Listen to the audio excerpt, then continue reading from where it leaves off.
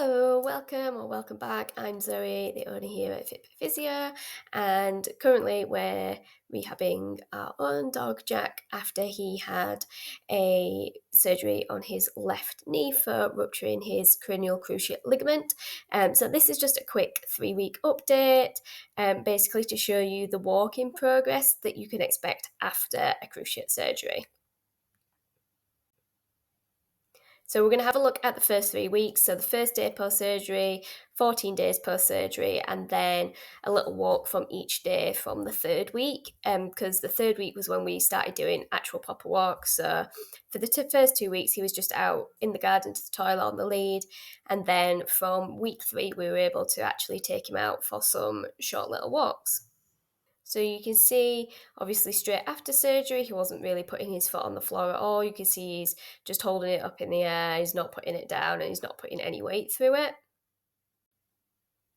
2 weeks post-surgery, he's walking really well. He's starting to put his foot on the ground really nicely. He's putting weight through it. But obviously, he's not doing a right lot. He is just going out to the toilet. So there's only a little bit of stress that's going through that leg, not too much just yet.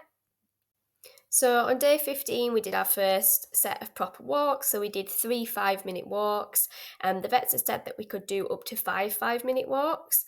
And so we thought we would start with 3 5-minute walks and do the rest just as toilet breaks still and see how we got on. You can see that he was walking quite nicely, nice and slow, nice steady walking. So the second day of our proper walks, we did 4 5-minute walks. You can see he's walking really nicely. He's striding out, but he's wanting to go a little bit quicker. So I've had to have him on a little bit of a shorter lead to try and slow him down a little bit more. But other than that, he was coping really well with the 4 walks.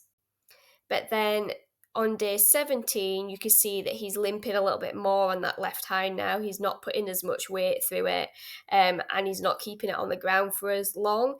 So we went back to just doing the 3 5-minute walks for the whole of week 3 and of week 4, actually, just to give him plenty of time to get used to using that leg again and build up the strength there, so that we didn't see any increase in lameness. And you'll see in the next clip that his lameness does improve very quickly.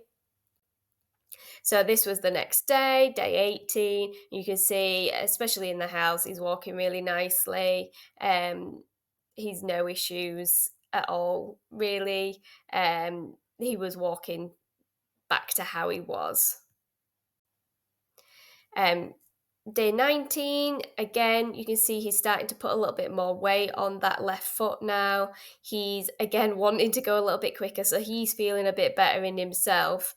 So, again, just having to slow him down a little bit. And you can see when he's walking slowly and when he's trying to pull and trying to go a little bit too fast.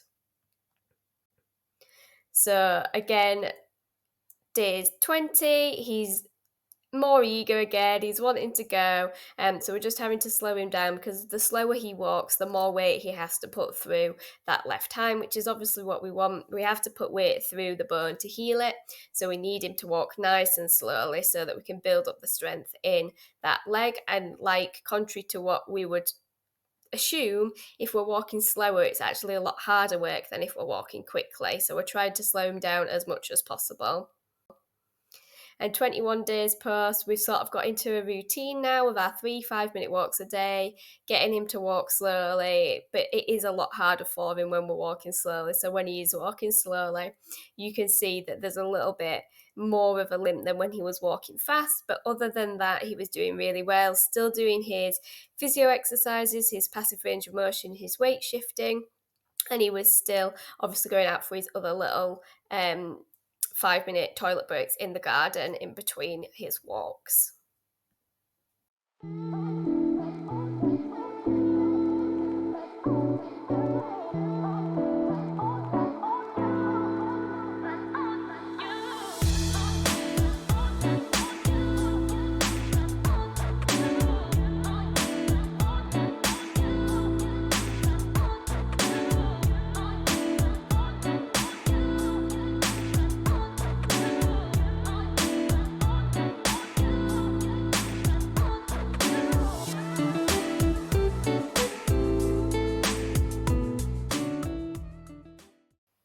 So as you can see, the lameness becomes a little bit more obvious as you start doing a little bit more walking. This is obviously because you get some muscle soreness.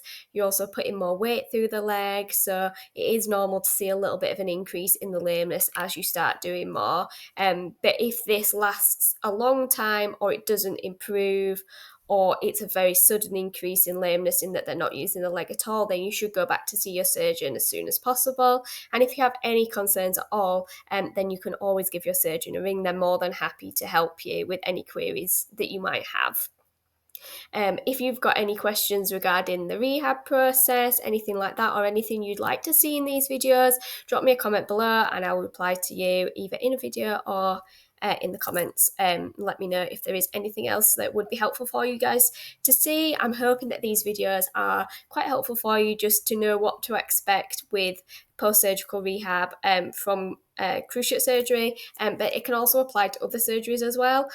Surgery rehab is fairly similar in terms of a rest period, then gradually increasing the walking and the physical activity. But obviously each surgery and each dog is individual, so they will go at their own speed.